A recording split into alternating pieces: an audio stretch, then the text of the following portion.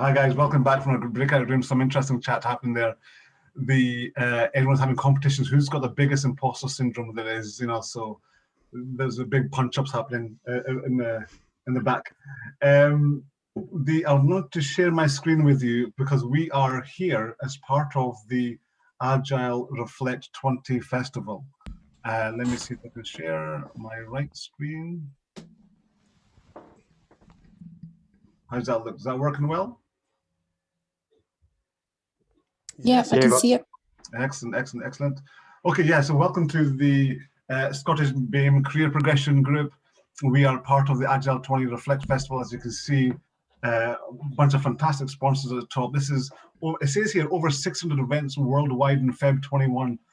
That's a lie. It's not 600, it's like 700 plus now, and we still there's more being added towards the end of February as well. So fantastic stuff. We've got the Scott Sievwright, the founder of Agile20 Festival, speaking with us today, and also we've got Sathpal Singh as well, going to be speaking with us today. The Twitter handle bottom left corner, my Agile20Reflect. Feel free to tweet it with a hashtag, and the website in the bottom right corner there. Don't forget, you can go to that. Loads and loads of great stuff coming forward from Feb 21. Really exciting stuff. Okay, as always, we've got a code of conduct here. Be nice, be respectful, let others talk if they're speaking. If you need to raise your hand, maybe turn your video and raise your hand, or drop a chat and a question. Treat others how I'd like to be treated. This is a safe environment, and it's not just one person that makes it safe, it's everybody that makes it safe. Excellent. And Agile20 Reflect Festival is free of charge for absolutely everybody. The speakers, the participants, no one's getting paid for this, but there are costs involved, so feel free to drop a little donation on the website or their GoFundMe page as well. Okay. And it's, like I said, there's a diverse range of subjects, diverse range of people. I just heard earlier that 50% of attendees are women. Loads of talks coming in from Africa as well, and all over the place. We've got people from all over the world on this call. I saw somebody from America, some people from Europe. Excellent, and the entire program's there as well. Okay, that's the slides that we have for that. I'm going to stop sharing, and we'll bounce over in a second to, if I can get my screen back. Yeah, fantastic. Okay, so that was the introduction to the festival. The reason that this group existed in the last couple of years was that, being from a BAME background, Black, Asian, minority ethnic background, there's a lot of difficulties that people are having in getting jobs, progressing their careers, or even sort of negotiating promotions or wage rises, and this sort of, after a wee bit of research, I set this group up to try and help the fellow BAME community members, setting up this group. But it's not just, as you can see from the people in front of you here, it's not just for them, but it focuses on the sort of the issues that they might be facing. This group, the reason we set it up is to inspire people to make a change in their lives. How we do that is we bring inspirational speakers in from different parts of the world to speak to the group, and we just happen to run a meetup. We could easily run a workshop, a podcast, shouting in the middle of the street. We just happen to run a meetup. The meetup's not important, it's the inspiration that we're looking to gain from our aspiring speakers. Okay. Excellent. So before we move, so Scott Sievwright is our first speaker. Before we move on to him, we are looking, this is going to be quite a bit different than previous meetups. It's going to be pretty interactive. We are looking to get you guys involved. We are looking to explore our imposter syndrome. You guys would have received some of you have answered the question when you RSVP'd about, do you ever feel that you don't deserve the recognition that you got? From the people that answered, about 80 or so % said, yes, I feel I don't deserve the recognition that I've got. And you guys might have received an email from me yesterday with a link to a psych test talking about what sort of, answering a bunch of different questions and giving us a measurement, almost a scientific measurement of the sort of the measurement of how much you feel that you're have imposter syndrome. Scott, you ready? Yeah. Before we start, let's do a little bit of chat, a little bit of context. So we're here talking tonight because, we're friends, and you came to me to get a little bit of mentoring a while back when you were thinking of moving, from being a business analyst into being a Scrum Master and developing your Agile side. And we worked together in Glasgow, and we worked together in Edinburgh at various banks, and that's when we knew each other quite well. Remember we made that funny video a while back. It was I was tempted to play it tonight. I might just email it out. Thanks. Classic video. And so we knew each other quite well, and I was really touched and honoured that you kind of came to me and said, "Look, and I could do with a little bit of help if you've got a bit of time." And I'm always, I mentor lots of people, and it was an absolute pleasure to do some mentoring.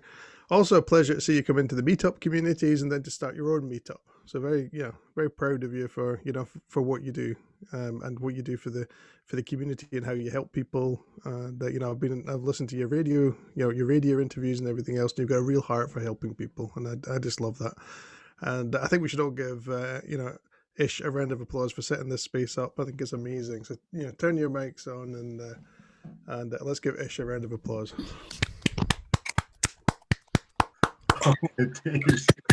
Yeah. So that was unexpected, wasn't it? That's unexpected. My imposter syndrome is short up. I was just going to say. And being from a BAME background, my skin color is slightly darker, and I can definitely feel my cheeks going red. Well, you're also Scottish, and we don't like praise in Scotland, so you've got 2 counts against you there. So exactly. So just a bit in the context.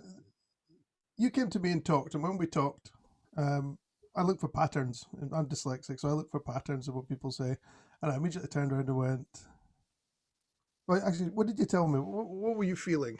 Let's go back to that. What were you feeling at that time?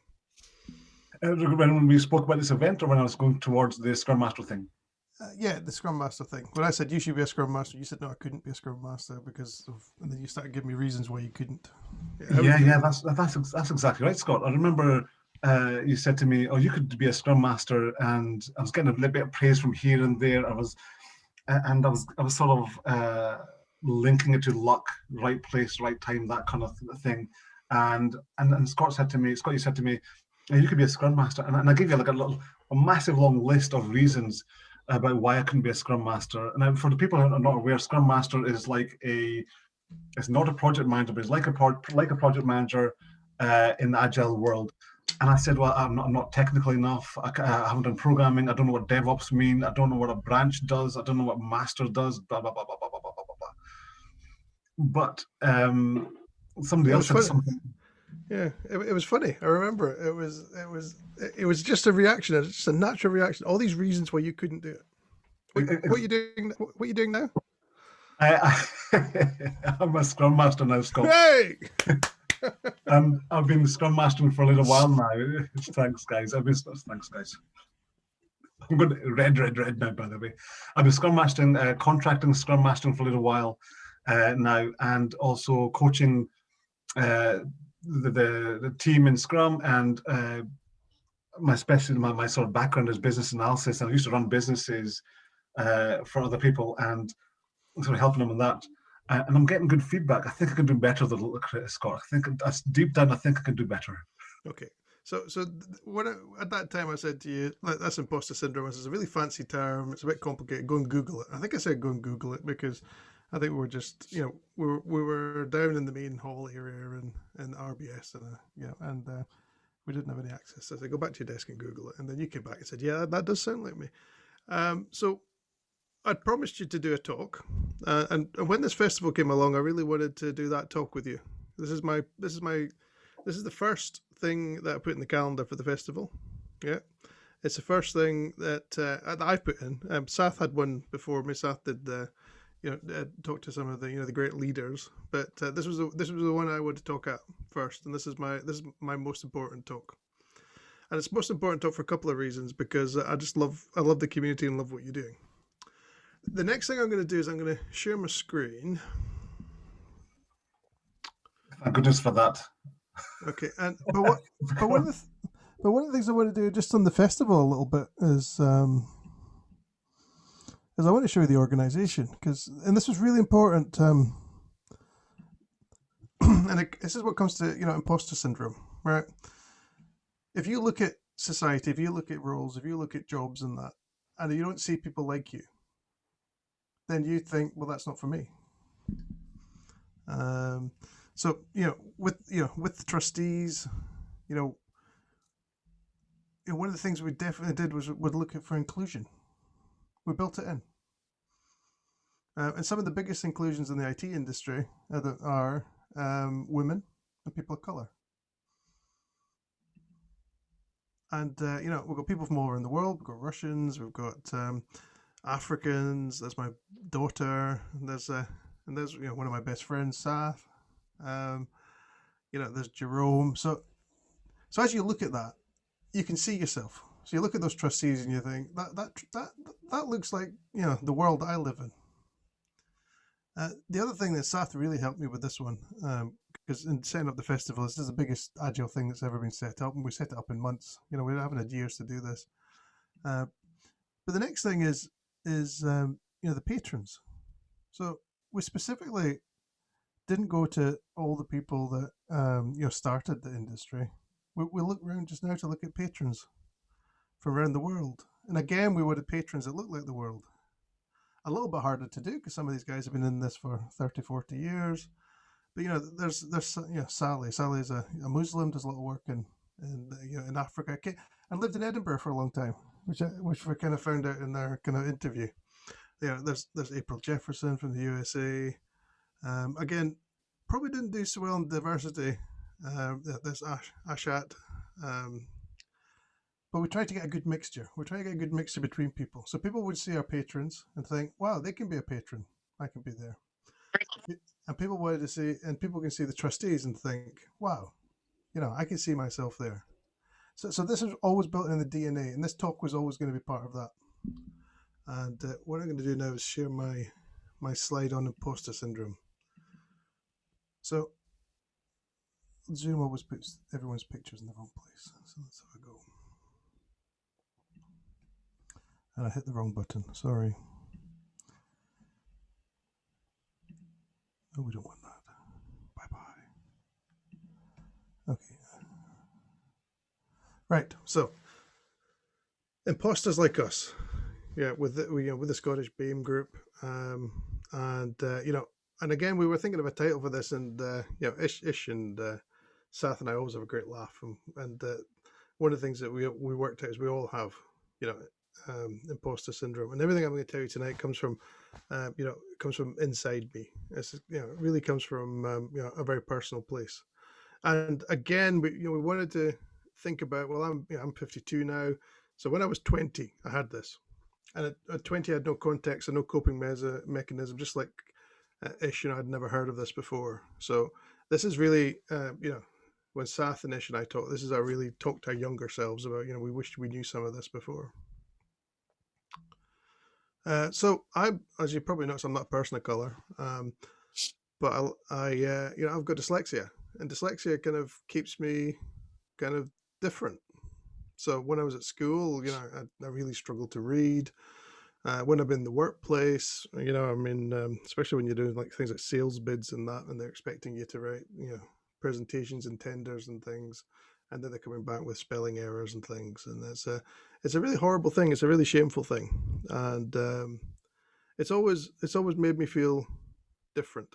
And again, I think it's the different thing we're going to talk about. So oddly, I think our differences hold us together. I wanted to start with some poetry. So this is a nice poem. It talked to me. So if this talks to you, it talked to me. I am an imposter. I wear a mask, and it sticks heavy to my face. No matter how well I blend in and say all the right words, I always feel out of place. One of the things I wanted to do with this festival is make sure that everyone felt in place here. And I think that's because a lot of the time I've never felt in place. I've always felt like an outsider. Feeling out of place, like you don't belong, like others will find out that you've been faking it all along, But confidence is not a given. It is grown. Keep building it step by step until it is your own. And again, that's, my younger self, I wish I'd read this poem. And at times I have faked it to make it, but really, confidence does grow. But I think one of the biggest things about, we'll cover some coping mechanisms of imposter syndrome, but it's always there.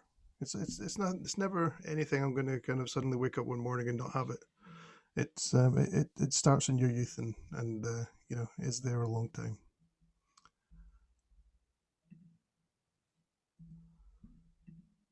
Okay, Black History Month. One of my favorite poets, Maya Angelou. I love her poem I Rise. So I've written 11 books, but each time I think, they're going to find out now. I've run a game on everybody and they're going to find me out. And that's a very accomplished author in that, but still has the same feelings I've been describing. Albert Einstein, you might think Albert Einstein, revered as one of the greatest Nobel science winners ever. But was never comfortable with the esteem he got. So as he said, the exaggerated esteem in which my life work is held makes me very ill at ease. I feel compelled to think of myself as an involuntary swindler. So we've heard the words fake, we've heard the words swindler, we've heard these things. Again, Einstein, was thought differently. He'd, famously dropped out of school and things. So, had worked in the patent office, and so again, an outsider. So, and we'll talk about that a little bit, because who's an outsider and what we're outside of is a fascinating topic. And I'm going to stop sharing because I don't think I hit the button. Let me share again. And I'm going to share this time with the sound button clicked.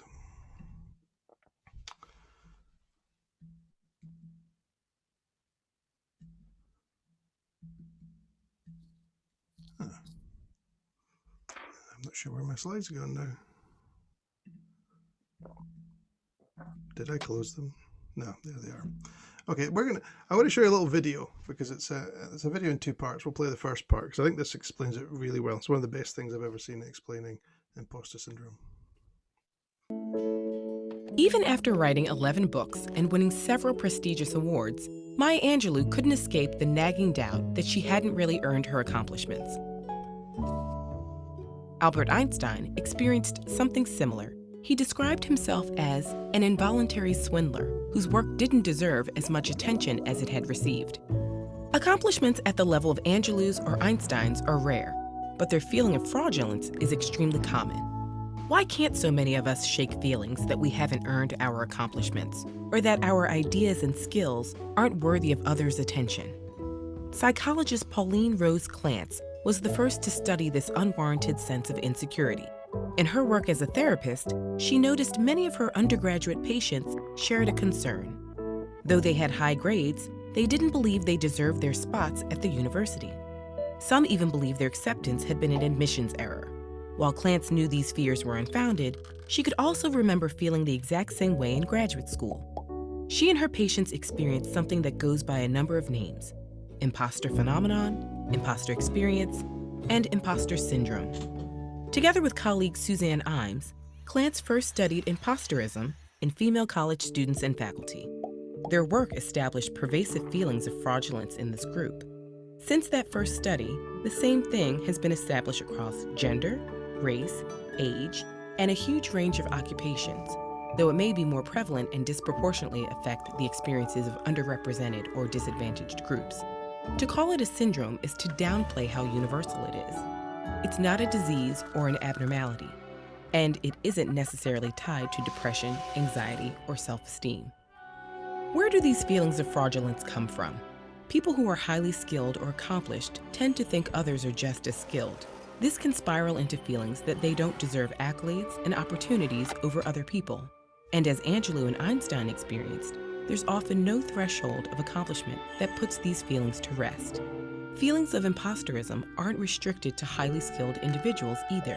Everyone is susceptible to a phenomenon known as pluralistic ignorance, where we each doubt ourselves privately but believe we're alone in thinking that way because no one else voices their doubts. Since it's tough to really know how hard our peers work, how difficult they find certain tasks, or how much they doubt themselves, there's no easy way to dismiss feelings that we're less capable than the people around us. Intense feelings of impostorism can prevent people from sharing their great ideas or applying for jobs and programs where they'd excel. Excellent. Okay, so we're going to recap a little bit of the video. You'll get the slides at the end of here, so you can follow up. I think I prefer phenomenon for the point that was discussed, that a syndrome is a kind of a negative mental health thing, whereas a phenomenon is just something that happens. Again, you can see the definition here, which is quite quite general, but one of the things is that it's a very common thing, and if you did the test, the test will cover off things like we think things have been down to luck and not hard work, and where you kind of pass things off. I did the test, and one of the things that resonated with me and it made me think was I always thought my first class honours degree was a fluke. I always thought I gamed the system somehow to get a first class honours degree, and now I look back and think, not only think, well, that's a terrible thing to think about yourself at the time, that you've kind of that you were undeserving of it. But in examining it, I can see I was completely deserving of it. But at the time, back in my 20s, I was just so surprised that this happened, and I didn't process it properly because of that. So I do hope you've done the questionnaire, and there is a chance to talk about a little bit about what might have came up in the questionnaire. So do you ever feel like you don't fit in, like the work you do will never be good enough, and even when you have success, you're not sure you deserve it? So I'm going to talk a little bit about the festival here. I've never really fitted into the Agile community. I never felt I fitted in, and I've always thought that the stuff I do and the work I do was never quite good enough or important enough. So I've been asked oftentimes to write a book about Agile, and I always think, well, I've got nothing to contribute, or I've got nothing to think. And then when I've had success like the festival, I just don't accept it. So, Sath and I were talking. I've had multiple people kind of writing to me to say what a great job I've done in the festival. And again, I put it down to luck in that. And it's not luck. It's, we built, we had a good vision and we built a great team. Even yesterday, I got nominated for an award, a Digital Leader Award. And I kind of, spoke to my wife and said, I really don't feel I deserve this. And she kind of said, of course you do, for everything you've done. So it's that fundamental feeling that, that you don't deserve stuff that's coming your way. And often people are asking me about the festival and the fact we've got everyone from around the world and 700 people, and how do I feel? It doesn't, I don't feel accomplished or happy or brilliant or great or any of these things that you would do, had you scored a goal or something. Because all the time I'm worrying about what can go wrong. I'm worried I've faked it. Okay, so going back to some of the things it said in the respondents, and I like this graph. This asks people whether or not they feel imposter syndrome. So if we were in a room just now, I would kind of ask everyone to look around and see everyone. How many people have we got in the call? About 50. So, again, we can map these numbers quite easily just by halving it. So, when we look at that, if you're sorry for colorblind, but the top darker colors are daily. So these are people that feel the imposter syndrome daily, regularly, is below that, and then sometimes, and then rarely, and then never. So if you look at that, there is only really 2 people out of that entire group of people that never feel it, and that's fascinating. Again, if we were in a hall and we looked around, the bulk of people we see are all suffering or have all had this, and it's only 1 or 2 people that you might even not even see in the room that don't have it, and I think that's a fascinating statistic. Okay, so the other thing that was mentioned, and it's really quite important, is initially this was kind of identified in female students because they only surveyed female students, and it's only later when they've actually looked broader than the female students, they've actually found that it's much more common. So again, you might see this in connection with, with feminist issues. But when we look at the statistics, I mean, these were 2 surveys done, and you can see it's 76.6 and 76.3, between male and female on imposter syndrome. So we can fairly say it's a very equal thing. Obviously, more research is happening all the time, but that's like a typical learning. And I don't think that imposter syndrome in men is as developed. As developed as a topic. I don't think men know about it as much. So it's probably a good thing just to show this equality, just so and more people can know about it.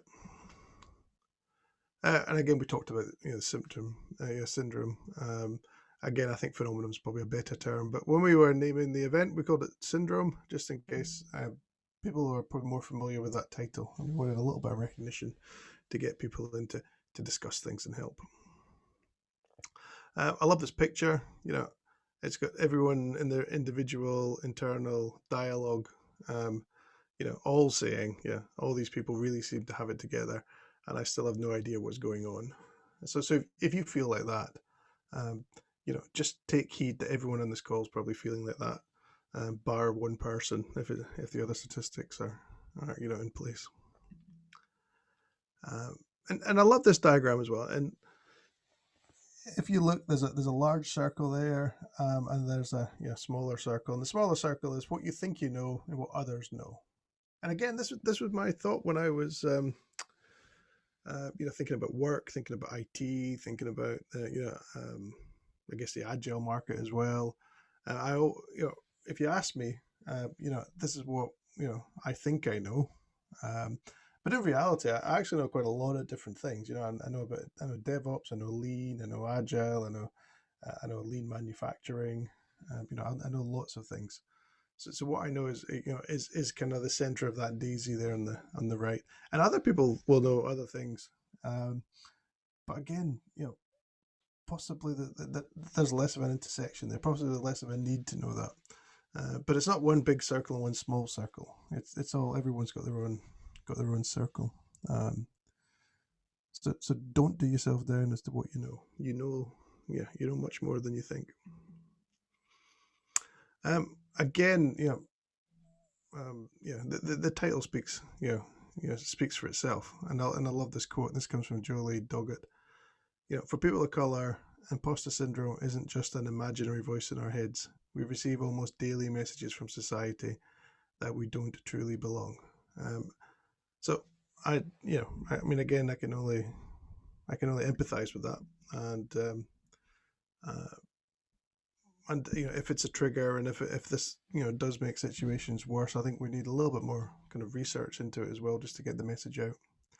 And hopefully, this talk today can help you understand that those feelings that you have are more widespread than just you having them, or so it's an interesting thing. Don't worry, we're getting towards the second video. Before we get there, here's my imposter experience score. Okay, so a few of you did the score, and 87 is really quite high. So a lot of people will see me as someone who's accomplished, who's a consultant. I work for an American company. I do lots of work with blue chip companies. I've led some of the biggest projects in the NHS. I've managed teams of 300 people. But this is my score. And you know what? I could do the festival. I could take up a chairman's job, and I could still do it. And it'll still be my score, because this isn't something that suddenly you see a fact and it changes you. This is about how you fundamentally believe. Your buttons go in when you're young, and they stay there. Again, looking at that kind of nomination for an award yesterday, it's either I got my wife to look at it just to see if it was a scam.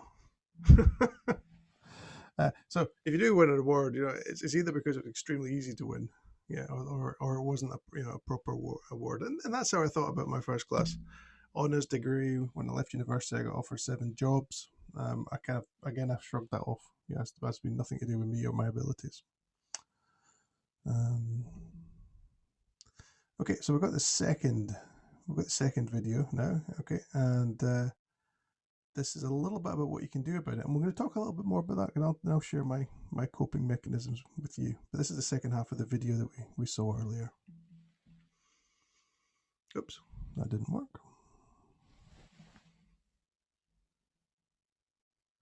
Let's try again.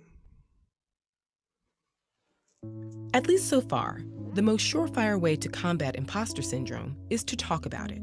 Many people suffering from imposter syndrome are afraid that if they ask about their performance, their fears will be confirmed. And even when they receive positive feedback, it often fails to ease feelings of fraudulence. But on the other hand, hearing that an advisor or mentor has experienced feelings of impostorism can help relieve those feelings. The same goes for peers. Even simply finding out there's a term for these feelings can be an incredible relief. Once you're aware of the phenomenon, you can combat your own imposter syndrome by collecting and revisiting positive feedback. One scientist who kept blaming herself for problems in her lab started to document the causes every time something went wrong. Eventually, she realized most of the problems came from equipment failure and came to recognize her own competence. We may never be able to banish these feelings entirely, but we can have open conversations about academic or professional challenges. With increasing awareness of how common these experiences are, perhaps we can feel freer to be frank about our feelings and build confidence in some simple truths. You have talent, you are capable, and you belong.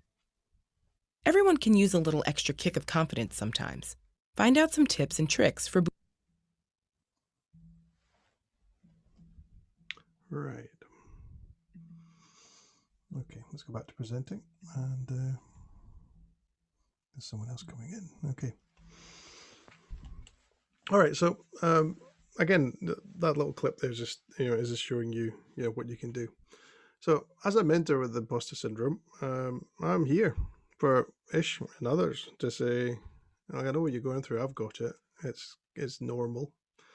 And if I was talking to my younger self, my 20-year-old self, there's many jobs I didn't apply for.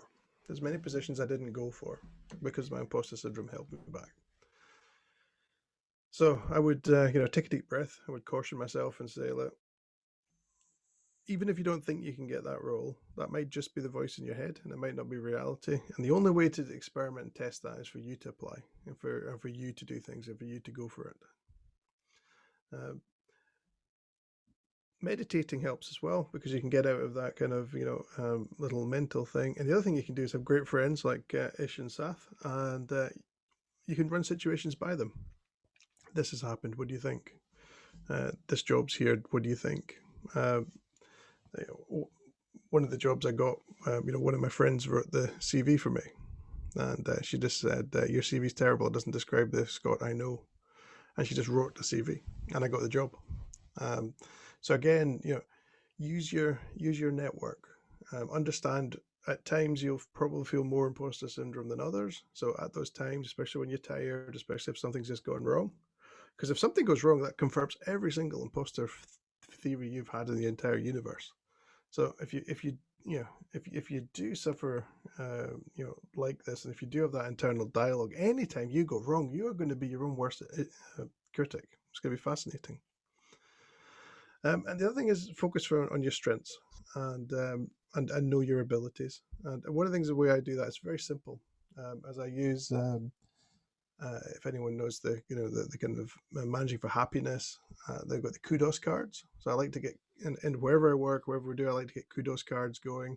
And that actually reminds me, I haven't set them up in the trustees. I think we should probably do that quite soon. Getting someone to write down on a Kudos card the good thing you've done and what they think about it and to thank you is just amazing. And it really helps. And the second thing is I've forced myself to ask people for LinkedIn references. Now you might think, well, why do I do that? Is it to grow my business? Well, no, I've probably got about 80 on there now, so I don't need any more LinkedIn references for business. But when I feel low, I go into LinkedIn and I read back and I see all the kind of the warm friends, some of whom no longer here, and I see the lovely things they wrote, and that makes me feel stronger and happier about myself. It gives me an external reference point. So again, if I could give you any homework, if you could, someone who you kind of hold in regard, go and write them a LinkedIn reference. And if you're feeling a bit down, go to someone who holds you in regard and ask them to give you a reference. And I think that'll help a lot. You are your own worst critic.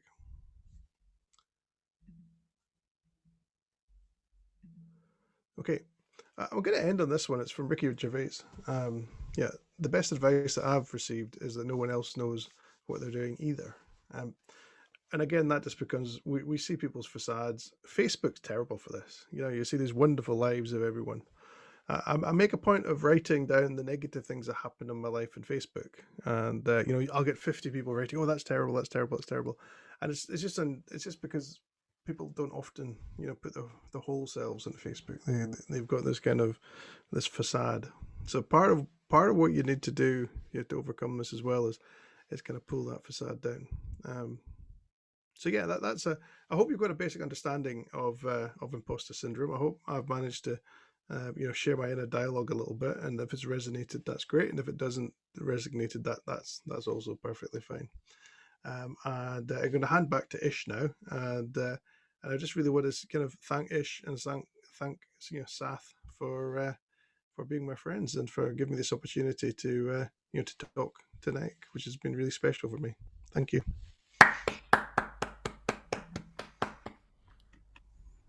Scott.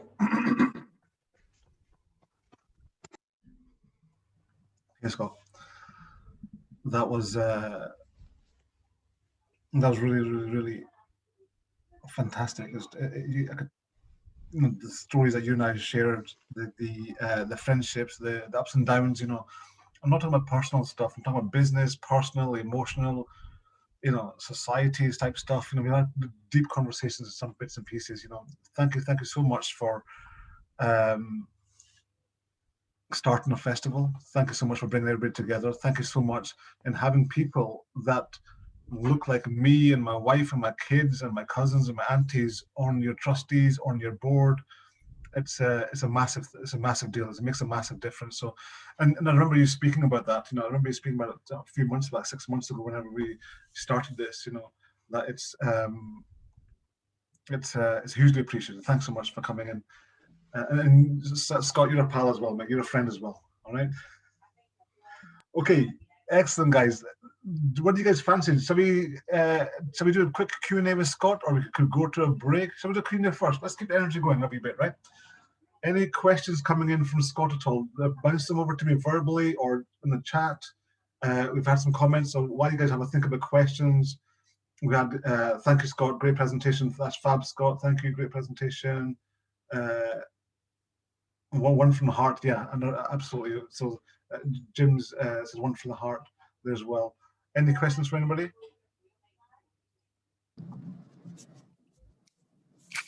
Hey, it's just Muqtadar here. Can you hear me okay?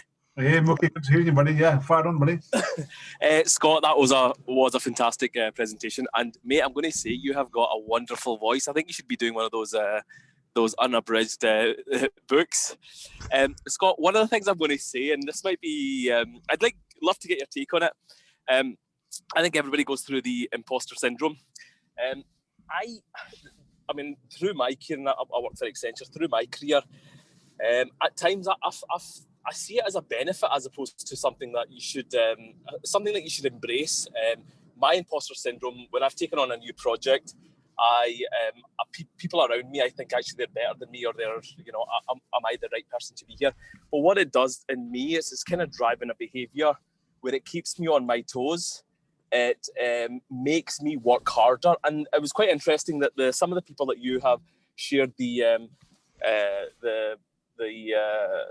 clips of in their quotes. Einstein, for instance, the individual that wrote 11 books, those are extremely successful people. So, I mean, my take on it is that I think at times just embrace that imposter syndrome. I mean, it'll drive you to sort of work a little harder, because if you're thinking, actually, am I meant to be here? And I think it'll drive you, keep you on your toes. I think there's a people that don't have imposter syndrome, I'd probably say you probably need to be wary of them, but there is a chance of them being complacent. I'd love to get your take on that. Okay, so first of all, there is an opposite of imposter syndrome. It's called Dunning-Kruger. Dunning-Kruger is is a term for people that don't, perhaps know quite a little bit about a topic, but think they're experts. Okay, classic Dunning-Kruger is Donald Trump. Who knew healthcare was so hard? Well, maybe anyone who spent the last 20 years trying to sort American healthcare might know it was so hard.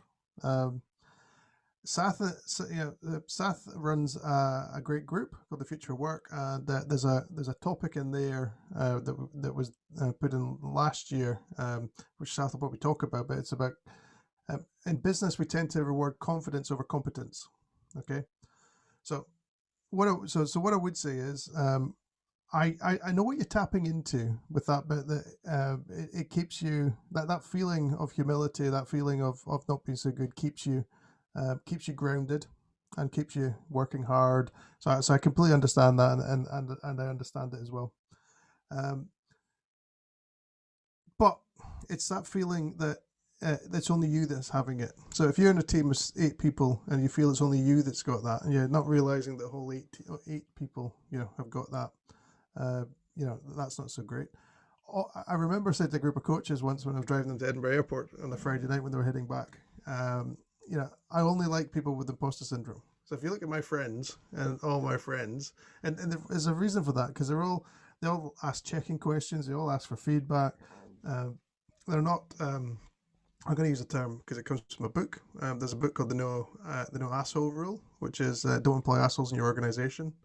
And I very rarely find anyone who's got imposter syndrome, has got that overplayed, dominant character. My ex-wife once said to me, which was, I was incredibly competent, but at the same time, I never thought I was confident.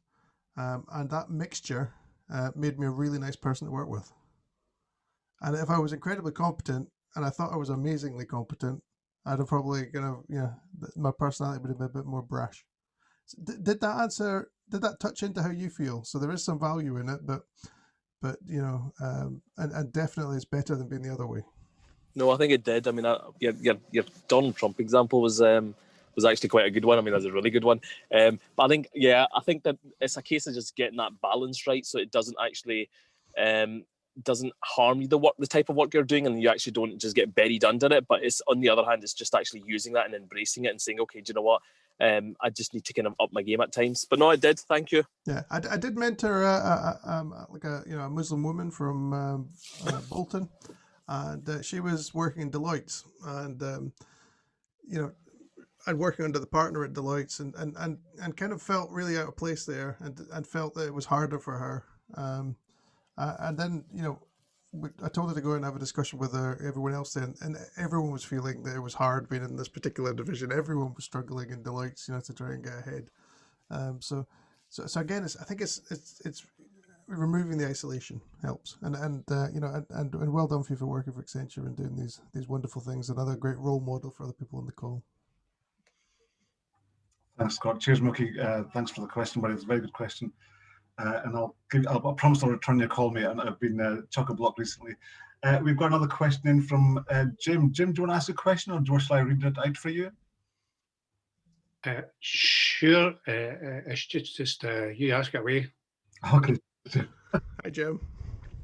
Okay, so Shazad, I see your hand as well. So Jim asked the question: have you ever attempted to discover/explain why you have this? If so, would you be happy to share, Scott? Yeah, so it's dyslexia, but and it's actually more interesting than just dyslexia. My father had dyslexia and left school, and turned into he had a little bit of a violent past. He was one of the teddy boys. He was a bit of a hard man. I don't know if this expression people understand, but in Aberdeen at the time, an Aberdeen hard man was one of the guys who would go around throwing the weight around. So again, very little education, struggled very much with words. Growing up with your father, who's a hard man, and failing at school because you're not passing at English, you can imagine what would happen when I came back when they said I couldn't do like English O grade, or when I went to secondary school and I was in the remedial English class. Sathpal probably they could have confirmed that. I think Saf's dad's a bit of a hard man as well, but you got beaten. Yeah, so that I really put it down to that, to not just the dyslexia, but the dyslexia in the family, and the kind of the I'm the son of an outsider, who was probably the son of an outsider, and Katie, who who's been one of the trustees of the festival, does a lot of artwork, goes to art school. I think I've kind of hopefully broken that chain of insecurity a little bit, because she's much more confident with her dyslexia. But our parents were living a different time. They didn't know about dyslexia and stuff like that. As far as they're concerned, I was just a dunce or lazy. Lazy was the one. Yeah. Sorry, it's a very personal story now. There you go. Thanks, Scott. With your talk, Scott, I've gone from what Mookie said about unbridged book over to, in my head, I had you at Desert Island Discs. That's what I had you as. I'll tell you a story about my father, and you'll like this one.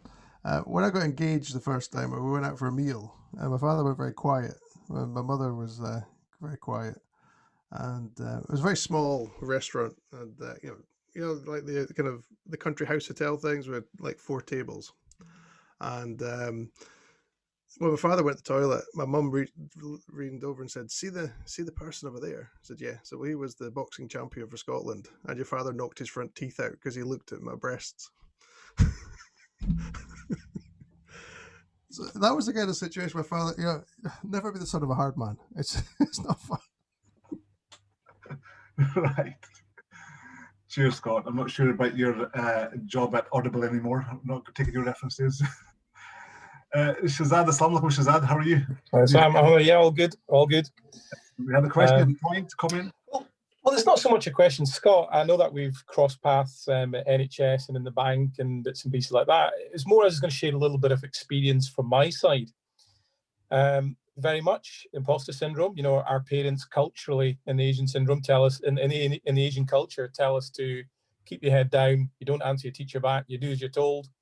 You come home, your teacher says that you've been doing X, Y, and Z, you're going to get beaten from me, and I'll take you to the class and beat in front of the class too. That was the kind of situation. And a lot of time, so about 8 years ago, 7.5 years ago, my father passed away and had a profound impact.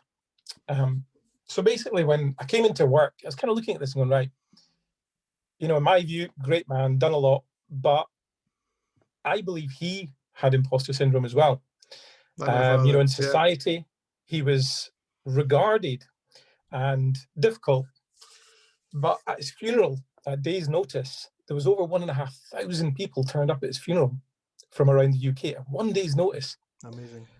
And that was here in Edinburgh, and that, the effect.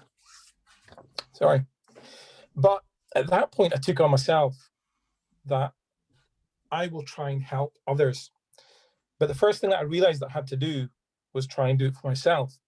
And the way that I coped with this was so within the NHS, we were doing the prescription service, and we rolled this out for the whole of Scotland. You can walk into any pharmacy and you can take your child and prescribe, and the pharmacy can prescribe. So we're leading this. And I could never get my head around what this meant until I spoke to a few pharmacists. Oh, by the way, we wrote this. What? Yeah. And again, you're still looking at this going, was that really me? But what I started to do, and this may be something, and it's a hard thing to do, is question those around you. Put your hand up and say, what does this actually mean? Just one of the slides there that you had where it said, they all know what they're doing and I don't. That's the very thing within the bank when I had to implement Agile. I was like, how the hell do I do this? In a division, because companies that came in, multi-million pounds of companies that came in, and they failed, and this is me as a one person to do this, and successfully did it. But it was by asking the leaders around me, what does this mean? Yeah. How do you do this? Yeah, when you definitely. ask those questions, they're very difficult questions to ask, but you will be stunned at how many of them can't answer it. And it's not to catch them out. You put yourself on the line and say, look, let's work together and try and work out what this really means. What are we really trying to get out of this? And within this, one of my biggest sponsors pushes me forward, and it's finding that mentor. And to find that mentor, it can't just be somebody you walk up to and say, mentor me. you've got to build that affinity. Like you said there with Ish and the others, you have to build that affinity. You build that bond, and then those little bits of advice will come out. Yeah. You know, and you need trust. You need trust. Yeah. Yeah. Don't try and push the mentoring part too hard. You got to find that person that you build that bond with and ask the questions. Yeah, I think that just to build on that, especially for people on the call, a mentoring thing isn't a transactional thing, right? A mentor isn't necessarily going to give you anything. So don't think, oh, I want to go to that person there because that person can really help me. A mentoring's like a partnership. So you need to find someone you resonate with, and you need to find that, that respect, that that care, and that resonate. But anyone who's on the call here, definitely get a mentor, and definitely explore your feelings of impostorism with a mentor as well, because a good mentor will help you with that. And you took me back to the script system, which I kind of did the pilot for years ago. So I didn't mean to do that. I had a relapse. You took me back. You took me back to that. It's amazing. Thank you. And it's actually interesting what you said there, Scott, about within the NHS, and I don't mean this in a bad way, but a lot of people get promoted based on time rather than skills. And there are a number of individuals who are promoted to the point of incompetence. They're actually punching above the weight, so to speak. I think incompetence is a bit hard to say. It's called Peter's Principle. Yeah. It's so common. It's so common as a name for it. Yeah. But asking the questions of those around you, and just say, what does that really mean? How do we do this, and why? You will be surprised at how many people don't know, but you discover it yourself. To discover it together. Yeah. Cheers to that. Great points. Thanks for jumping in as well, Scott. And I think we should have a conversation sometime. I've got a question or a point. I had somebody, David. Hi, David. Are you on? You had a. Yeah. Hi there. Hi, David. So hopefully, yeah. So listening, there's a couple of things strike me, and also thinking back to one of the points earlier as well. So first of all, we keep drifting into a space where we're talking about imposter syndrome as being something fairly unusual, and then being quite critical of ourselves for almost suffering from this. Well, it was really good to see the diagram before, where out of however many 100 people, only 2 said they never actually ever experienced imposter syndrome, and those 2 people probably either didn't understand it or were just trying to bullshit us all. So it's something that it strikes me that it's just part of our emotional makeup, just like being happy or sad at any time. It's just there, but it can be a destructive thing, and that's why we need to guard against it. And that's why, so the earlier point that was being made was, it can be a good thing because it keeps us on our toes, I think was what was said, and drives us to work. I think that I would say, well, if we're keeping on our toes because we're enjoying the work and we want to contribute, then that's a positive thing. But a lot of what we see, especially in project world, is people being kept on their toes and driven out of fear. And I wonder whether actually imposter syndrome is something that's almost engineered into us, because it's a way of actually getting people to produce more, that they're made to feel less adequate and less capable than others. And we've all seen where, maybe an end of year calibration or review when people are compared to their peers. So there's so many signals coming in, aren't there, that actually reinforces those feelings of being an imposter in the role.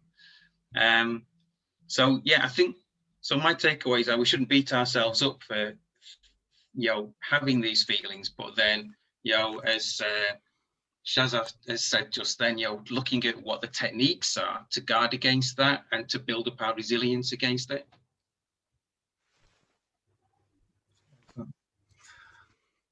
David, thank you. Great comments, and thanks for sharing as well. We've got one more hand up. Do we want to, Sathpal, Scott, should we grab this one more hand and then we'll jump onto Sath, your talk? Is that okay? Yeah, definitely. I'm definitely eating it at Saf's time now, so yeah, let's do that. Don't worry, we'll give you feedback later, mate. So I've got learnerator, Mercy George. Hi, everyone. Hello. I'm one person that really struggle with imposter syndrome. To ask everyone, do you live by regrets or focus on lessons? Which one is it? Can you hear me? Yeah, I'm thinking of that. That's a really difficult question. Do you have regrets, or do you just speak, or what lesson did I learn and how do you improve? Because, you know, sometimes you get bitten up so badly and like, it depends. Okay. So I'll answer honestly, Mercy. Okay. It can depend how I'm feeling. So if I'm feeling low and if I'm feeling down, and if something bad's happened, then I'll focus on the regrets. And if I'm feeling more positive and if something's going well, I'll probably focus on the improvements. And that's probably the most human answer I can give.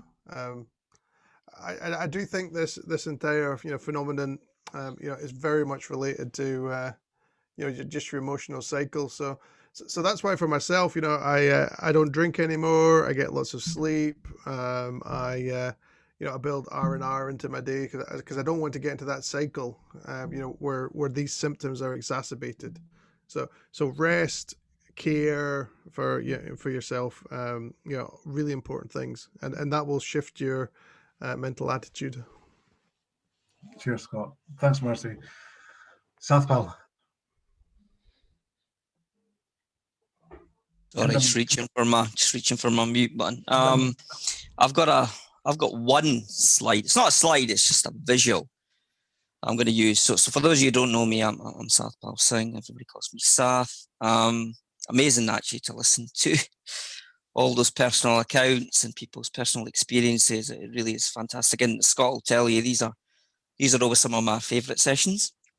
When people share and they talk personal, and I'm about to do the same. I'm about to share stuff and talk about things in a kind of relaxed fashion, very sort of informally, that I don't talk about very often. And I don't talk about because I find it hard to talk about them. Scott knows me well. We talk very openly. We talk regularly. We've been talking, almost daily for too long, probably, about various things to do with the festival. But, we're just like Jack and Victor. That's what we. Yeah, I don't think that's going to work for a lot of people. Right, I'm just going to find my slide, so just bear with me, folks. Yeah, cheers, Sathpal. So Sath's going to share some of his journey, his touching upon what a lot of the folk on the call have said. And Sath, can I give you a time limit? Well, you can't now because Scott stole all my time. So I'm going to have to do what I always do, is time box and talk really fast. If you don't mind. So how about if we... we're supposed to be doing the questions at the end. What happened there? I'm not really sure, but Agile, live and learn, whatever. So how about we take it 20 past and we'll do sort of including the Q&A. Is that okay? To be honest with you, I mean, what I'm really keen for, and I mentioned this in my in our little breakout session, was that I'm keen to take questions. I'm keen for people to ask me anything they want to ask. That's kind of why Scott and I were keen to be here. And, this is an opportunity to share, but hear from others. And as coaches, I think what we love the most is exploratory conversation. I know I do. And that's kind of what really brings me here tonight, other than you and Scott dragging me along. Let's take questions as we go then, yeah? I don't mind. What I'd like to do, if it's okay, is just start by... So this is a visual, as you can all see, hopefully. And this is my attempt to kind of summarize kind of my career journey. So, you do great work here, Ish, and part of the work you do here is about, supporting people's career progression. Scott talked a lot about mentoring and coaching, and that's something we've all been doing for some years on both sides of it. I've been coaching and mentoring for a long time now, but I've also benefited from coaches and mentors myself over the years. So this is an attempt to summarize and visualize my own journey. And I'll kind of explain a little bit about why I also do this and why I've done this. I've used this slide a few times. But so my background is predominantly technology. I started out as a software engineer over 20 years ago.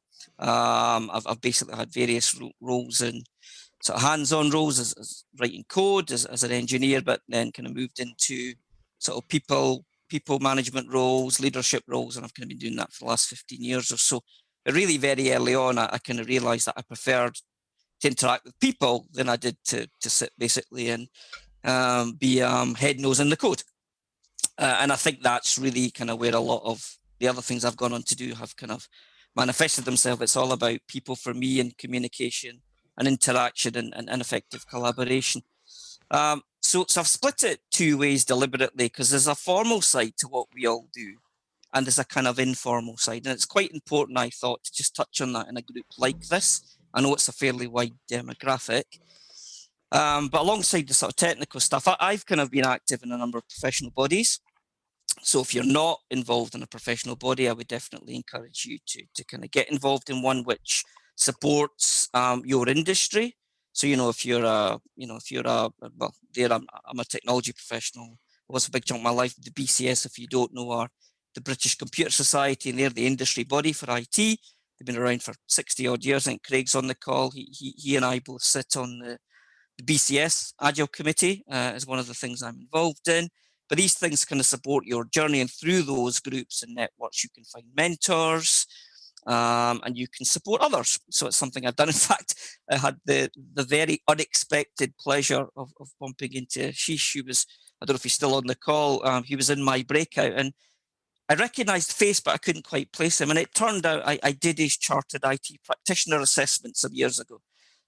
So that was unexpected. That's how small the world can be.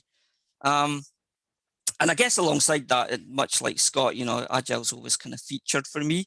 So I've done kind of various things where I've applied Agile, but Agile's kind of helped me.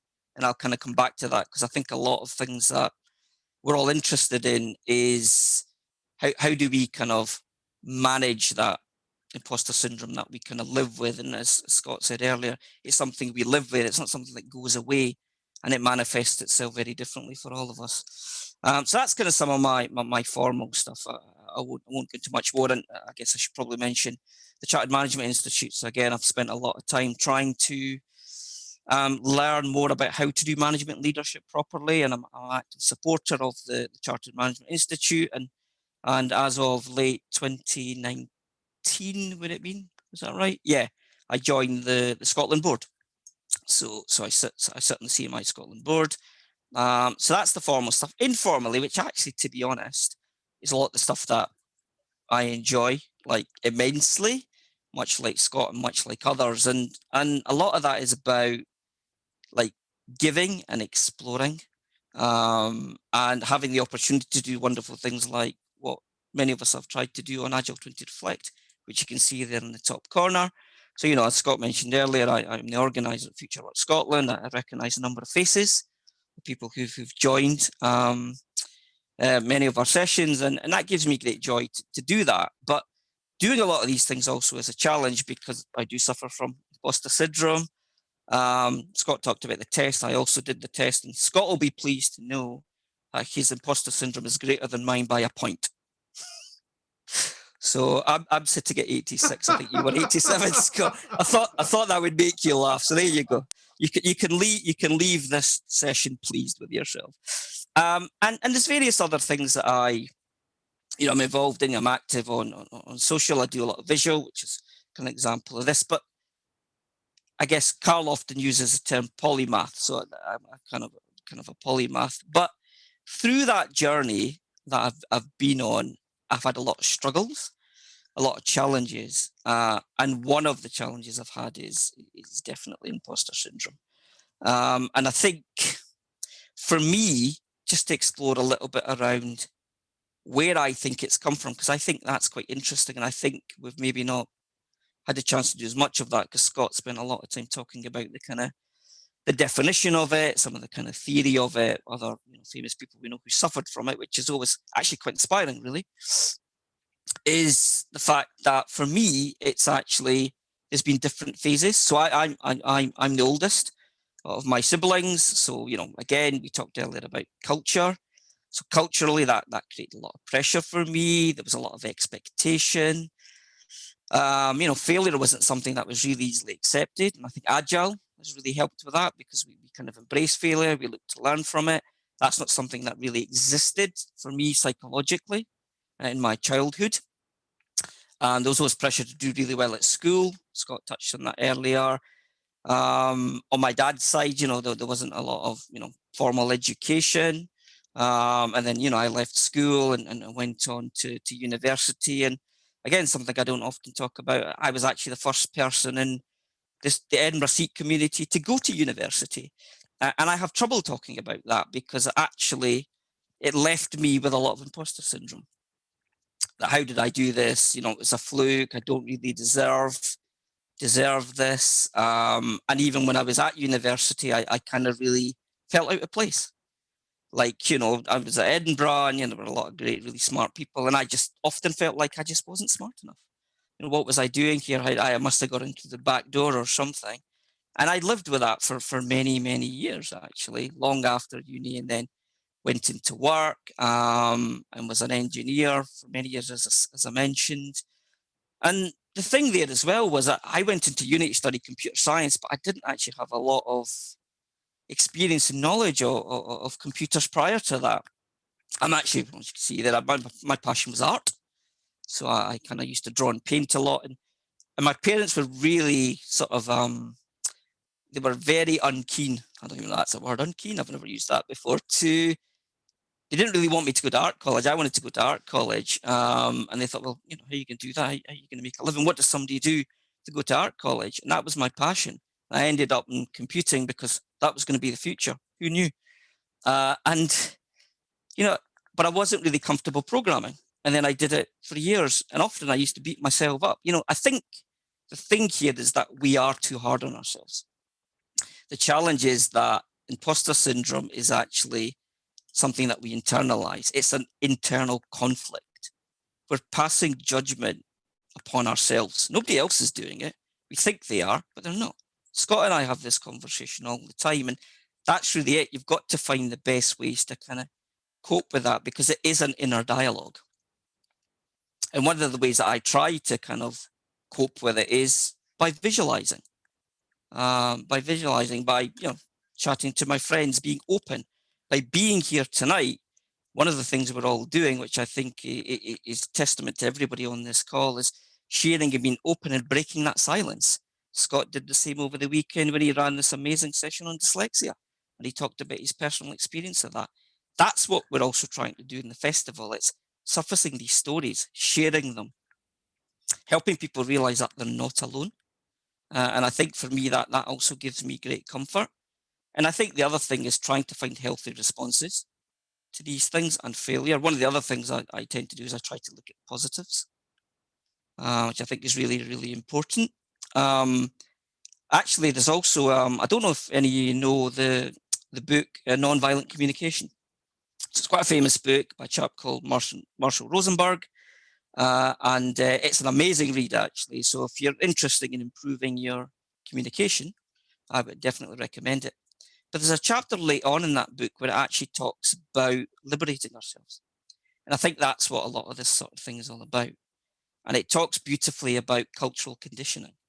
And the more I explored this stuff, the more I realized that that's a lot of what's going on. So some of the things that I described in my own journey are actually cultural conditioning for one reason or another. It's not just my own culture being a Sikh, but the family upbringing, the culture there. A lot of these things shape us and make us feel the way we do, but they're internal to us. And I mean, for me personally, it's an ongoing struggle. So many of you have seen me host events. I host every other week at Future of Work, and I did a number of sessions in the first week for the festival. But for me to host the patrons event and to host 13 people of their standing is a lot of effort. So a lot of it for me is about planning and preparation and building up to it. I guess the other thing there, somebody talked earlier about, I'm going to stop sharing the slide if that's okay with everyone, so I can see you all. So one of the things there is it's looking for that positive and turning it on its head a little bit. So it's a bit kind of like, I don't know if any of you are familiar with the obstacle is the way. So that's about stoicism. So that's really about taking that opportunity and actually turning it on its head and turning it into positive. And one of the other things that's quite prevalent for me is I'm not very complacent. And I think that's something else that kind of is in my kind of journey and is part of the things I've experienced and the people that I've met, or I've not been allowed to be complacent, you know. We were, you know, brought up to stay very grounded. Ish probably knows what I mean. Others from other cultural backgrounds might understand kind of what I'm referring to. And it is difficult, and you have to really explore it and kind of come to terms with it, but it does shape us. And I think those are some of the things that have led to my own imposter syndrome. So I thought it was important to kind of share some of that. I don't talk very often like this. Rarely. This is quite personal to me. It feels quite liberating, actually, in some ways. Yeah, to be honest, I'm really keen to take questions and hear more about what you think. Is there anything you'd like to know about, you know, my own career journey, the obstacles, the challenges? And one of the things I like is I like great quotes, you know, things that gives me great inspiration. And one of the ones I really like, and I refer to quite a lot, in fact, I think I've got it on my wall here somewhere, is you should only ever look back to see how far you've come. And when I'm working with people and I'm mentoring and coaching people, it's something I often find myself saying to them, because I think it helps people, because I think we doubt ourselves. You know, we don't believe we're good enough. You know, Scott praises me a lot, and more often than not, I don't massively like it, to be honest, and he knows that. And when he praises me publicly, I like it even less. and that's just, it's just the reality. Sath criticizes me a lot. I don't like it. And that's my own bout with imposter syndrome. But I think, look at the positives. You know, find your own coping mechanisms. You know, no two people are going to be able to do that in the same way. It's just not how we're wired. We're all unique. And I think that's, in the interest of time, because I'm keen to take questions, and since Scott stole all my time, I'm just going to have to accept that's what I was praising Hish. I thought we're in his house. We might as well make him sound good.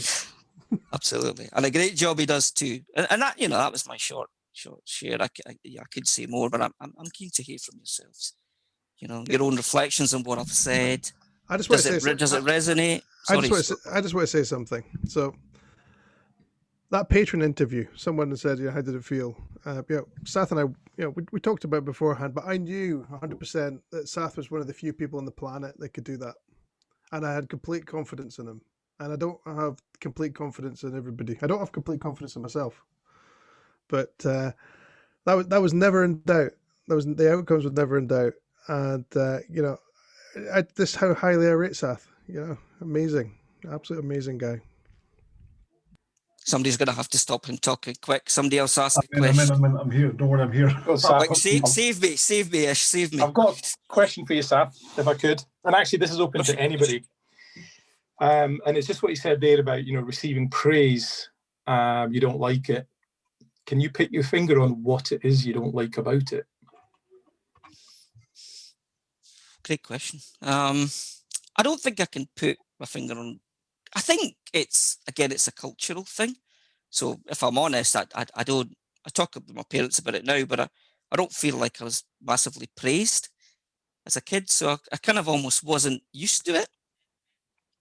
And it's not nothing against them. They're tremendous, have supported me. They're great parents, and I wouldn't be where I am today had it not been for them and pushing me and all that they did, because they wanted me to have what they didn't have. And I think many on this call can relate to that. But I think these things just do shape you. I think, I wasn't used to it. I praise my kids at every opportunity. I mean, they don't give me many, in fairness, but when they give me an opportunity, I praise them, right? And I think that's what it is. It's just acquiring comfort with things. And yeah, it's coping. I don't know if I'm answering your question. But no, it kind of, the reason why I asked that, right, is because I think culturally, and I'm just interested to hear from different areas, so please anybody step in here, but I think growing up it's been negative praise. For example, my parents, I was the first to go to university in the family. My parents, my father would especially, "You're never going to pass a BA. What do you want to do that for?" But it was his way of saying, "Prove me wrong." Exactly. But at the time you don't realize it. Well said. I'm just kind of wondering what other and that was it. It was, it was reverse praise in one way, but it's also trying to motivate you without letting you get a big head. And is that part of the cultural conditioning that we're now accustomed to? When somebody says you've done well, it's like in our heads, are we actually taking that in reverse and saying, are they just taking the mick? Are they really meaning what they say because we're not used to it being done that way? No, I love what you've said. I'm going to open it to others, but that really resonates with me, and I think you actually articulated it better than I did. So thank you for that. Excellent. So Siraj has got his hand up. Hi, Siraj. Hi, Ash. Saf, thanks for that, and Scott. What I wanted to say was, actually, that's reassuring because I've never, until today, never opened myself as well. And just answering, I think it was Shahzad, wasn't it, just then? Yeah. His question. To be honest, there's a couple of things I'll say. One is going with what Saf was saying and yourself, which it is cultural, because just saying what you were saying about BA, when I was growing up and I was at school, it was always the case of, we have a mill, it was called India Mill where we live, and that's where my brother and my father worked, and it's like, that's where you'll end up. And that fear was always inside me. But just going off what you're saying, the praise bit, I've never liked it, because when my managers or directors call me in the office, I always used to say, but that's what you pay me for. So that's what I'm here to do. So why are you praising me? I see nothing special. I've not done anything out of the ordinary. So what is special about what I'm doing? You pay me this money for that reason. You know, so I don't know if that's the right thing or not, but that's how I've always been. It's like, I'm doing it because you brought me in to do a job. I'm doing that job. Where's the praise? You know, but I'm the opposite when I'm working my team, because I always praise my team for doing stuff really well. But I can't take the praise back. I don't know what it is. No, I like that, and you've reminded me of another phrase that I think I've used it, and I'm sure others on the call have used it, and it's like, I'm just doing my job. Yeah, absolutely. And you know, the number of us touched on the background thing, the praise type stuff. You know, the first event that we hosted for the Scottish BAME Career Progression, that's a bit of a mouthful, isn't it? Anyway, it was actually at the Deloitte office beside Edinburgh Castle, and my dad was there, and I realised that there was two people I wanted to sort of really speak to. And number one was my son, to say, look, I didn't come to events when my son is 13 today. Today's his birthday, so happy birthday, son. I'll be out in a minute. Happy birthday, your son. Yeah. I can't believe you hosted an event on your son's birthday. I mean, is it his bar mitzvah? So it's his birthday today, and this has been booked for months, right? And anyway, forget that. I've been told off. So it's my son, to show him, look, you can host an event, and all I did was say, this, the next speaker such and such, the next speaker such and such, but to show him this. But the second person I wanted to, there's a different reason. The second person I wanted to connect to was my dad, to show to him, I think, about, look, Dad, you made me out to be like this. I'm not talking about imposter syndrome. I'm not talking about imposter syndrome at all. I'm talking about him buying me a BBC Micro by working in the markets in the rain around Scotland, and buying me a BBC Micro when I was 9 years old, started my technology journey, if that makes sense, right? So those are two people I wanted to get in touch with, connect with on that day, and I've realized it. And since then, these events are for the community, but deep down, they're for my kids. Try and pass it on, so you know.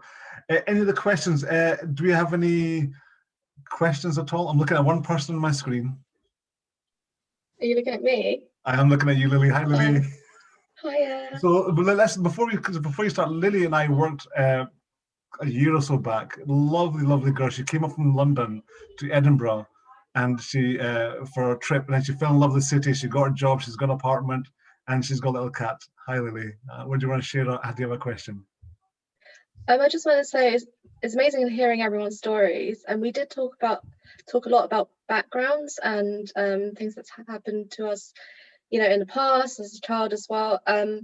But even though I do relate, and I think another thing that drives me into feeling like an imposter is meeting amazing people.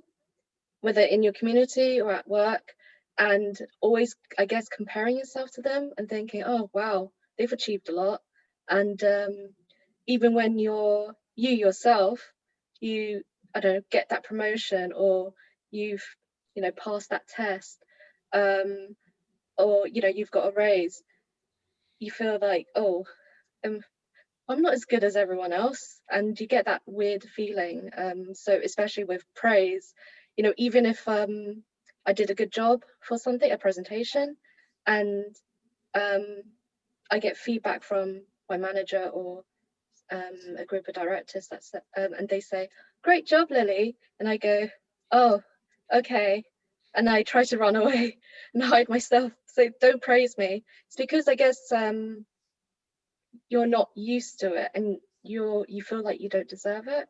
So yeah, I agree with the background that you grow up in, but also I think it's also meeting other amazing people that drives that kind of imposter syndrome experience or feeling. So not really a question. Well, maybe it's a question. I wonder if everyone else. Lily, a quick question back to you. So just on what you said there, maybe we're part of the risk is we ourselves are a little conceited there, because you were saying you get praise from these really senior people, but you choose to not believe them. So part of that is thinking you know the answer better than them. Maybe we should just trust people to have a reliable view of us, rather than just go, well, I know myself, I'm going to dismiss your view, and just take it as it is. Do you think? I guess so. It's more, maybe it's not that I don't believe them. Maybe it's more, oh, are they really right? Oh, okay, maybe it is me not really believing them. Yeah, fair enough. Yeah, I agree. Yeah, we should just take those compliments. And in a way, that's feedback for yourself as well. So whether it's negative or positive. So yeah. Can I come in on that? One of the things I teach when I go into groups, especially if they're kind of, we've got team bonding issues of that, is I put them into pairs, and I ask them to just tell them what they actually think of them, and the positive things, and it's the stuff we never say, and then I show them how to take a compliment, and I'll show you what you do. What you do is you put your arm across you like this, right, onto your shoulder, and you say thank you, and hold yourself as you say thank you. Right, everyone try that just now. Put your arm across your shoulder, okay? So that's left arm over right shoulder, and as you say thank you, pull down, right? So just say thank you, and just pull down into your body and just relax a bit, and that feeling's amazing. So now I do that when people give me compliments, and it teaches my body to accept it. And I teach teams to do it, and also to give compliments as well. Yeah. That's Scott. Cheers, Lily. Thank you so much for sharing. That was fantastic. And I've worked with you previously, and there's sometimes when did I feel an imposter beside you in certain areas? Yes. If that makes sense. Do you know what I mean? But listen, I've already got a message from him. I'll give you a call later. Scott, do you have something else before I bring in Jim Boyd? No? Okay, good. Hi, Jim. Hi. Thanks very much. Firstly, thanks very much to Scott and Sath. Just fantastic contributions tonight. Really terrific discussion. So listen, I'm probably one of the oldest, if not the oldest on the call here. And the whole cultural influence piece, I think, is massive for me anyway. And one of the things I've heard numerous times tonight is that I didn't get praised when I was young, or I didn't get praised enough. And I can relate to that. Okay. So here's a question.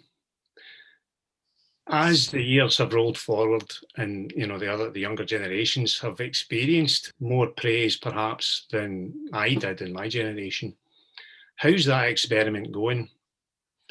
Are the younger generations less susceptible to imposter syndrome? And from a sample of one, from what Lily's just said, it sounds to me as if the answer is no, but I'm open to a bigger sample to answer that. Anybody want to unmute themselves and think I about could add just a little bit into there if you're not getting sick of my voice now. Go for it. I've got a couple minutes. So basically, yeah, I've been mentoring for about 8 to 10 years now. I would say it's possibly less than the older generation, because a lot of the kids who are coming through school now never fail. They're always told, you've done a great job. Even if they don't sports, there's never a last place. You all done well. Even the one who pushed extremely hard against the one who didn't, you all done well. It was a draw. And I've had this where a number of grads have came up and said, I'm looking for my promotion. And it's, okay, can you help me understand why? Well, I turn up for work, I work hard, I do this, I do that, I finish my stuff. And it is almost like managing and saying, but that's what we pay you to do. What I want you to do is show me what value you've added and give them examples to work with. And a lot of time they'll go away. But that to me kind of says, not all the time, but there is a lot more self-belief, maybe somewhat misplaced self-belief, or maybe not seeing the bigger picture of what's actually expected because they have had too many pats on the back on the way up. So it doesn't go to everyone, but I think my personal feeling, just working with the groups that I've worked with, is that it's less prevalent now than it was maybe in a couple of generations ago. That's just my opinion. Happy to hear anyone else's experiences in that. That's an interesting view, Shazad. Did I? So Lily, I was going to say that's actually quite interesting, because the people I manage at the moment, we have a lot of grads coming in, and they do experience imposter syndrome. But so they're about 18, and we do get apprentices as well. They're like 16 years old, so they do experience imposter syndrome themselves. However, if I think about my little brother, who's 11, I think. He's 11. Interesting things that they learn in school is that they learn positive language or positive language. So instead of saying I can't do this, they're encouraged to change their that language to say I can't do this yet, or I'm going to learn to achieve that. Yeah. And I don't know whether that would cause that what you mentioned, where the younger generation might end up not getting, I guess, constructed feedback on their performance if, you know, they're not doing that well and it's just all positive information they're getting. Excellent. That's a fair point, Lily.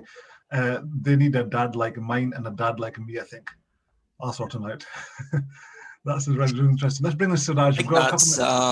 Sorry, just quickly on that. So I think that's a lot around positive reinforcement, which is just something that is a deliberate thing. So I think the other thing is, I think the tone has changed. So things that we grew up with as children are just things that, you know, we found ways to cope, and it was part of society at the time. But those are things that are kind of less acceptable now, you know. And I think that's partly the other thing. Just quickly that I remember, I forgot to mention, that's probably relevant to a few of you, is parents' nights at school.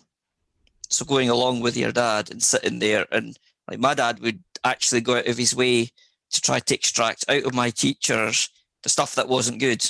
And I did well at school, but the stuff that was negative, what's he not doing? But what could he do to improve? How could he improve? And that was always the tone of them. I used to hate it. I just used to hate going along. I used to hate being part of that conversation. It was like me versus like my teacher and my dad. Yeah, I know how you feel. My dad never came to my did he come to my parents' evenings? I don't think so. My mum did, but there's quite a bit of a language barrier there, and it was always about improvement. And I think because of that, I think I'm the same. Like my son, who's like I said, 13 now. Happy birthday, son, because I'm booked an event on your day. Oh well. He goes on a leadership and communication course in the weekends, online on Zoom. because and I think, and no, I do know this, which is I'm trying to fill the gaps I had in my sort of personality, or to stop the imposter in him. I'm sure he has got other imposters in himself, possibly. Let's move on to Siraj for one more second. Siraj, we'll take the last question from Siraj. I've also got Indy from Barclays Bank. Barclays is here as well, and she's got a few roles that she wants to speak about and shout out about. So there's a couple of roles available. This is a career group as well. So and then we'll close up after that, if that's okay. Siraj, Assalamu alaikum, Siraj, go for it. Welcome. Right, thanks very much. Actually, whilst you guys were talking and I shared my story about praise, I don't like praise, and like the rest of us, it got me thinking, and I'm just opening up this to the room. Have you got ideas? Because when we give praise back, it's just got me thinking, are other people thinking the same, that, look, okay, right, whatever, let's move on. You've thanked me, that's enough. I don't really believe you or whatever. How do you counteract to make people believe it's honest, genuine praise and feedback, and not just like myself, well, you pay me for it, so I'm doing my job? I'm gonna open up on this one a little bit, right? Sath messaged me during the week, because we are like Jack and Victor, and he messaged me something from LinkedIn because Craig Coburn gave him a kudos, right? And on LinkedIn you can give people kudos, and it just says great for something, and it's for making an impact, and Sath has really made a huge impact here. And he said, look, I got this from Craig, and I went, yeah, Craig really rates you. And he went, do you think it's real? Yes, it's real. You've deserved it. You've just hosted one of the most interesting interviews ever, and Craig's a good buddy, known you for years. Of course, he's reaching out and doing it. We've all known each other a long time, but that's what self-doubt looks like, right? Yeah, but you had to, but even if you know people, even if you trust people, even if you've got the relationship, if it's not lining up with your internal model, you doubt it. So you need to put it to a sniff test, and that's Craig and I were developers together in the same team over 20 years ago. That's how long I've known Craig. Yeah, but he didn't give you kudos for your developing. No, I would never do that. No. I was a rubbish developer. No, it's just, so I think that it's, in talking to Siraj's point, I think there's a couple of things. One is that that's probably the first time Craig's done that for Sath, right? So it's unusual.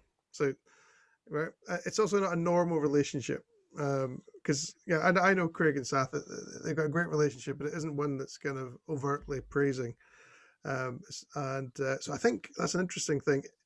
But if you get used to doing it, this is called the strokes economy. So you can Google this, strokes economy. So in a workplace, if you're used to saying, praising each other, and you're used to doing it all the time, and it becomes trustworthy because it's always proven to be genuine, very quickly, then you'll accept it.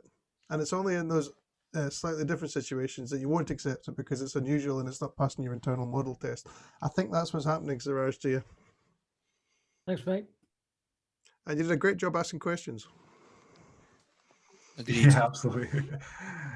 Okay, let's couple more things. Let's go to Indy. Indy, are you here? Hey, I'm here. Thanks, Ishwak. Thanks for inviting me. No problem. Can I give you? I know this is a bit short. Can I give you 2 minutes, 2.5 minutes before I close? Okay? Yeah. Okay. So yeah, I'll be quick. Now that Ishwak's given me 2 minutes. Can't see you. You can't see me because I have a bad hair day. Okay, so that's you can't see me, guys. All right. Now you're just showing off. Right. Can just hide mine. You've got hair. This is what happens when I have to work on India time, then UK, then US, and then I go on. All right. So sorry, guys. So okay, now I need to be very quick because it's 1.5 minutes more. All right. So, okay. So I think that was an interesting topic. Thanks for inviting me to this forum. I've been wanting to be involved, but as lockdown is not progressing really well, I'm unable to get into any of these for the full time. But whatever I've heard is like quite interesting, and I'm really, really, happy I'm here. So I work for Barclays, but this is me just trying to come into this forum, and not as a Barclays employee, but somebody who would like to empower fellow colleagues across Scotland, basically, or I just want to help out, right? So we are recruiting massively, right? But the only thing which I think the one big surprise which we still have in store is that we are exponentially growing up. We are adding another 800 people in the next 10 months to the technology team. So basically we are really, really growing, and these are all perm jobs. And if you are in technology, if you're working currently in technology, any area, like you're a dev, you're a tester, you're a BA, you're a project manager, you're a project analyst, you're a PMO, please get in touch with me, and I can see what I can do. I lead the Women in Technology for Scotland, and I am the steering group member for the Gender Committee Scotland. So we do have a lot of roles which I look through D&I lens. That does not matter. It really would help to have various CVs, varieties of CVs. The only catch here is it's the visa requirement. So if you are eligible to work in UK, if you have right to work in UK, and if you want to grow up your career, not a job, but a career, because it's a perm role, please get in touch with me. I'm in LinkedIn, I'm in Ishwak's profile, and it's Indira Mani. And yeah, I'll see what I can do. Fantastic, Indy. Thank you so much. Do you mind if I share your in LinkedIn on the chat? Yeah, no problem. Please do. Okay, yeah, there thanks. you go. It's done. Excellent. Thanks, Indy. Thank you. Perfect. Thanks for coming. I know you've got a busy schedule and you've got a wee one as well to look after. So. Okay. Yeah, she's just waiting for me to give her dinner, I think. So she's like, looking at me. Thanks, guys. Thank you very much for having me. Thanks a lot. Cheers, Indy. Cheers. Okay, so just quickly, so I'll go through my quick notes. Thank you so much for the speakers. Thank you so much for all the attendees. I know some had to drop off coming in tonight. This is the largest event that we've hosted. Thanks to Sath and Scott for speaking, but thanks to you guys to organizing this event as well. The next event in March is going to be around product management / product ownership and product design as well, and a lightning talk on about a young chap who went from, no, I'm not going to tell you what it's about because it's his talk, so he's going to do a lightning talk about his journey through his career, and a young guy. That's going to be in March, and yes, anybody can host this event. You can have we can build an event together. You guys can host it if anybody wants to host it, bring lightning talks, etc. There's a LinkedIn group called Scottish BAME Career Progression. If you want to join, just click on join and I'll let you in. We're looking for speakers from sales, marketing, advertising, medicine, design, engineering, banking, business, event management, business owners, estate agents, hospitality, science, oil and gas, pharmacists, teachers, sports architects, stockbrokers, tourism, media, journalists, logistics, and arts as well. So that's happening, and you like that one, Seth? Everyone is welcome to speak. And I thought I could talk fast. I think we'll have to have a contest soon. Yeah, I think they missed out shepherding from that list. I'm a bit upset personally. Did I have farming in there? No, I'm adding farming on as well now. Okay, right now. Farming is on for next time. I have to read that list out, okay? Excellent, guys. Don't forget to leave a bit of feedback, drop your comments. There's been loads of LinkedIn's in the chat as well. And if there's nothing else, thank you so much. Cheers, guys. Thank you so much. Thank you. Good job. Thanks, everyone. Good to see you all. Thanks, guys. All the best. Thank you. Cheers. Take care. Stay safe. Take care, guys. Thanks, Raj. Thanks for coming in. Thanks, Raj. Thank you, sir. Thank you. Hey, Tons. Take it easy, buddy. Thanks, Danny.